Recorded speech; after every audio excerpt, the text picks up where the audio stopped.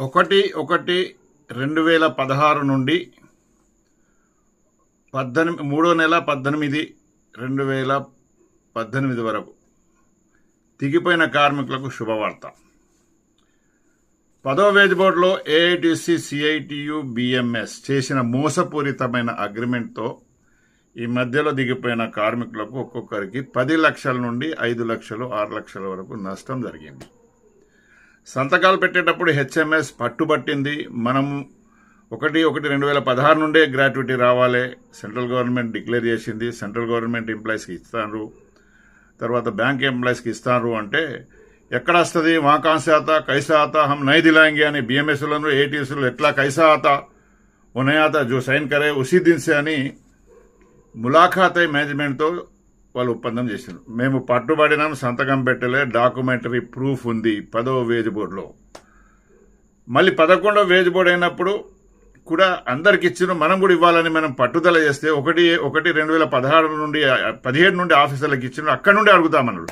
మన veg board 16 నుండి అయితే 17 నుండి ఎట్లా అడుగుతామని హెచ్ఎంఎస్ కొట్లాడింది. మేనేజర్ ముఖం మీద చెప్పుతోడి కొట్టినట్టు ఆప్లోకి సైన్ కరన్నా 18 సే జబిసే దేతే అని మేనేజ్మెంట్ అన్నది వేజ్ బోర్డులో. మేము సంతకాలు పెట్టలే, వాళ్ళు పెట్టానని ఆ రోజు నేనే హెచ్ఎంఎస్ రియాజ్ అహ్మద్గా చెప్పడం జరిగింది. అయినా మేము వదిలిపెట్టలే. డబ్ల్యూసీఎల్లో కేసు వేసినాం. డబ్ల్యూసీఎల్లో 1/1/16 నుండి 18 వరకు ఎంతమంది అయితే రిటైర్డ్ అయినారో వాళ్ళందరికీ 20 లక్షల గ్రాట్యుటీ చట్టం ప్రకారం రావాల్సింది ఇప్పించడం జరిగింది. కంట్రోలింగ్ అథారిటీ, దీనికి పవర్ ఎవరికి ఉంటుంది అంటే గ్రాట్యుటీ కంట్రోలింగ్ అథారిటీ ఏఎల్సీ గారికి ఉంటుంది. హెచ్ఎంఎస్ అప్పీల్ చేసింది, కొట్లాడింది, బ్యాక్ డేట్ నుండి వాళ్ళకి ఇప్పించింది. అదేవిధంగా సింగరేణిలో కూడా హెచ్ఎంఎస్ డబ్ల్యూసీఎల్ తీర్పు వచ్చింది, మనకు కూడా పెడదామని నేను అప్లికేషన్ అందరికి కాల్ ఫార్ చేస్తే కొంతమంది దగ్గులు బాజీలు వేరే యూనియన్లో ఎట్లా వస్తుంది ఎగతాళి చేసినట్టు చేసిండ్రు. అయినా కూడా ఏయుటీసీకి సంబంధించిన వాళ్ళు, ఐఎన్టీసీకి సంబంధించిన వాళ్ళు, వేరే కార్మిక సంఘాలకు సంబంధించిన వాళ్ళు కూడా నన్ను అప్రోచ్ అయినరు. 134 మందికి మేము కేసు వేసినాం. ఇవాళ జడ్జ్మెంట్ స్టార్ట్ అయింది. ఇవాళ శుభవార్త మీకు.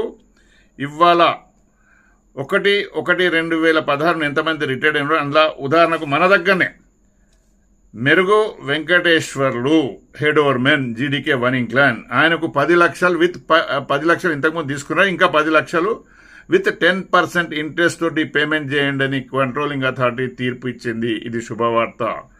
తర్వాత ఇంకో ఆయన ఎం వెంకటయ్య, ఆయనకు కూడా 5,92,383 రూపాయలు పేమెంట్ చెయ్యాలి విత్ ఇన్ 45 డేస్ లోపల అని 10% ఇంట్రెస్ట్ పేమెంట్ చేయాలని తీర్పు రావడం జరిగింది.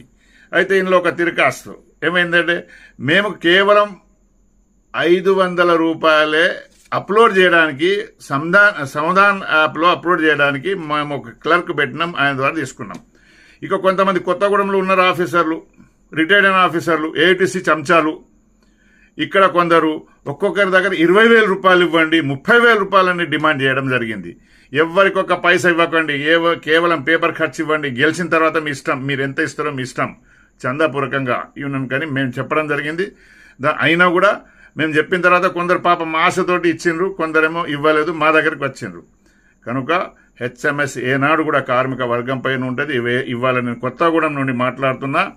కొత్తగూడెంలో ఇదే విషయం పైన పోయింటిమి, జడ్జిమెంట్ ఇచ్చిండు ALC controlling authority gratuity Hyderabad Mahesh గారు జడ్జిమెంట్ ఇచ్చిన వారికి ధన్యవాదాలు చెప్పాలా, ఏం చెప్పాలో చెప్పవచ్చా చెప్పకపోవచ్చా, టెక్నికల్ ఏమైనా ప్రాబ్లం వస్తుందా అన్న దాని మీద కార్మికుల ఘన విజయమని మరోసారి చెప్తున్నాం. హెచ్ఎంఎస్ ఏనాడు కూడా కార్మికులకు నష్టం చేయది, ఆపదస్తే ఆదుకుంటాం, చేత కాకపోతే నోరు మూసుకొని పంటాం. కానీ ఉల్టా సీదా జీమాసులకు పోయి గుండాయిజం, రౌడీయిజం, ఇతర సంఘాల మీద చేయడం మనది జరగది.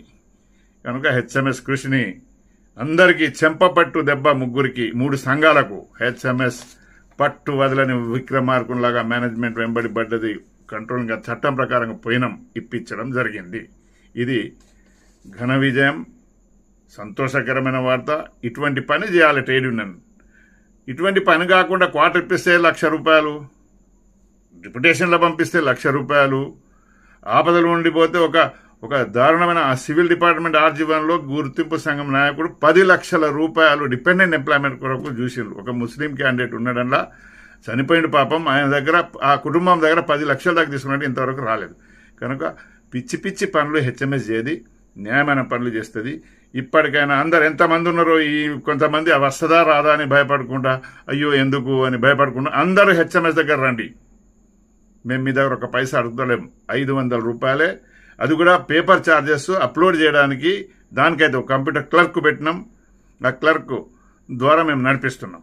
కనుక వాళ్ళ మాటలు వీళ్ళ ఇది ఇట్లని చెప్తారు, అది అట్లని చెప్తారు. ఏమైంది? మూతి మీద కదా అన్నట్టు వాళ్ళ జడ్జిమెంట్ వచ్చిందా? కనుక హెచ్ఎంఎస్ ఎప్పుడు అబద్ధం చెప్పది. మనం పని చేస్తూ ఉంటే మన మీద ఉల్టా సీదా మాటలు, వాళ్ళ పని చేయరాదు, మనం చేస్తేమో దానికి తిరకాసు పెట్టే కార్యక్రమాలు చేపడుతారు, ఎగనామం పెట్టే కార్యక్రమం చేపడతారు. అటువంటి దగులుబాజీ కార్మిక సంఘాలను, గుండాయిజం చేసే కార్మిక సంఘాలను, లుచ్చ కార్మిక సంఘాలను నమ్మకండి.